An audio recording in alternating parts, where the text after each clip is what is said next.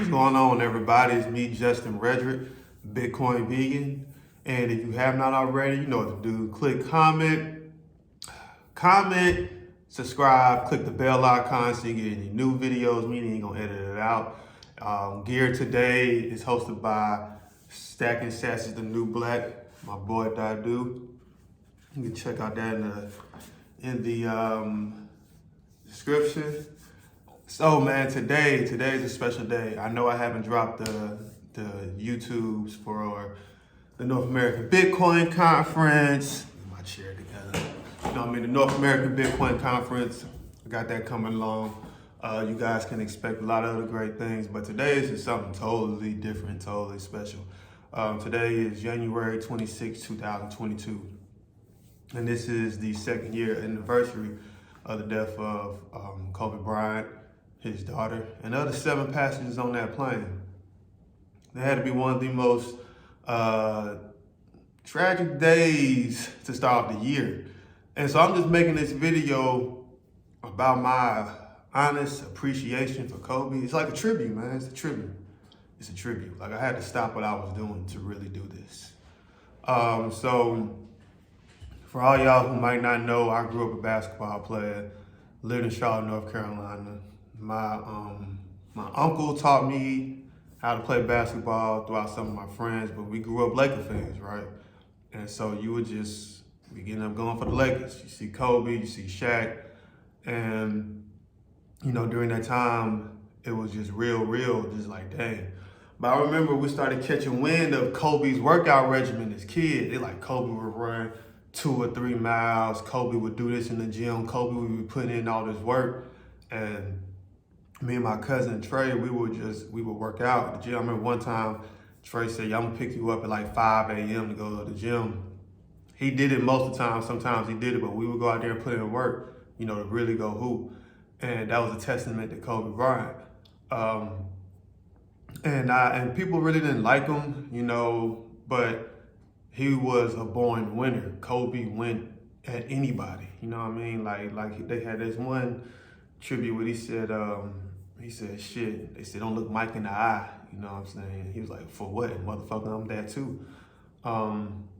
But like, so I was already a hell of a fan of Kobe, but it had gone to another level when I was in prison. And you know, you're watching everything go on.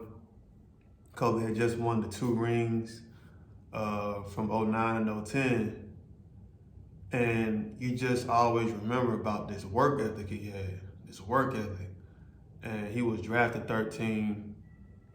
And they said that Kobe really turned up during you know, a low point in his life.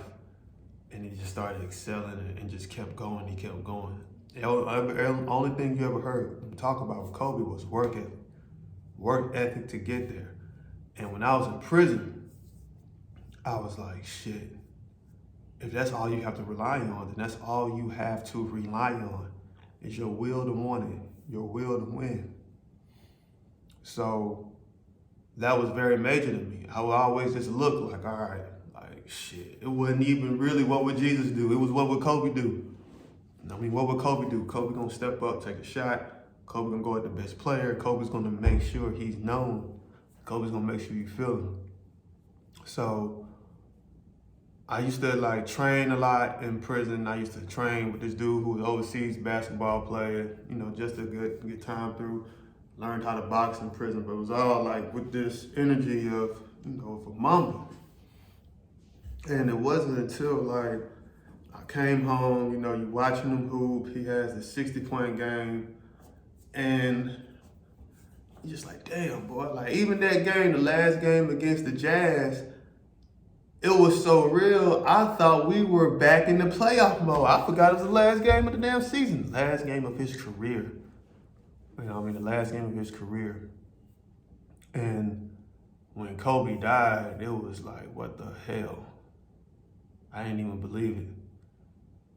Like, I heard it so early, TMZ hadn't even reported it, ESPN, no one had reported it.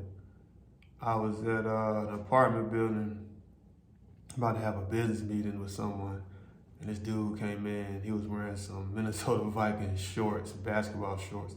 He said, yo, we heard this Kobe died. I'm like, bro, chill. And I'm looking around, and then all of a sudden it's confirmed, and I cried my eyes out. I cried 2 weeks, to be exact. You know what I mean? Like, a lot of times people disrespect Kobe, in my opinion. You know, it's neither here nor there, but in my honest opinion, there's never been a more greater impactful basketball player, not just on basketball, but the entire world, than Kobe Bryant, like ever. Kobe, you know, Kobe lived as a man and died as a culture.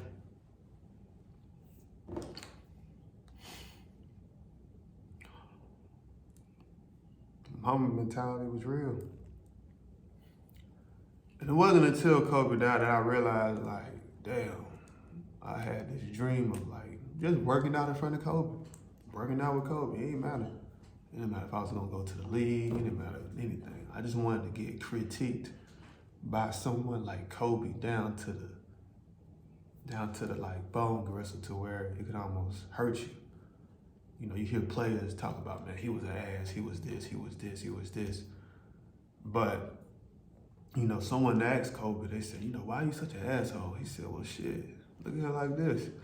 I'm at the gym before everyone else. I'm at the gym when everybody else leave. These dudes don't even take practice for real. Why the fuck would I pass them the ball? How am I gonna trust you? You feel me? Like, Kobe had the mindset of a winner from the get-go. He wanted winning out of everyone. Kobe had said one time, he said, hell, by, you know, just wanting to be great was enough to be better than everyone else.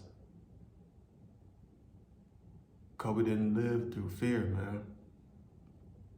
He went straight through it. You know, hell, it was so real to me that I dedicated my book to Kobe. From Bars to Bitcoin, out on Amazon right now. Make sure you go pick it up. But for real, right there, y'all can see it. Hey. Y'all can see that. Right under Travis Moore, you see Kobe Bryant. The beam, man, the beam. It's just, I remember watching Kobe play in Charlotte. We had the Bobcats. I think they were down like 20. Kobe had a terrible first 3 quarters. I think he had like 8 points going into the 4th. And then all of a sudden, like Dave Chappelle said, Kobe! It just started happening. And you just see him just surely take over the game at will. But it was at that at will part that I was in love with. Because all the hard work, all the training, all what the fuck ever came down to the last 2 minutes of the game. Kobe was the embodiment of work.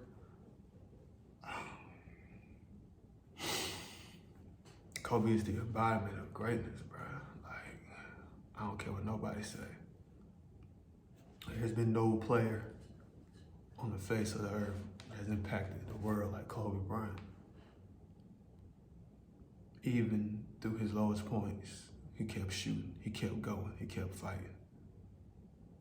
Kobe had the mental toughness of whomever, you know what I mean? So,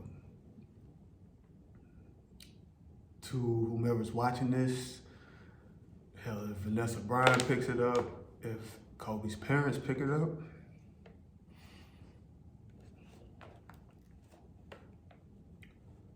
just know that Kobe was very essential to changing my life.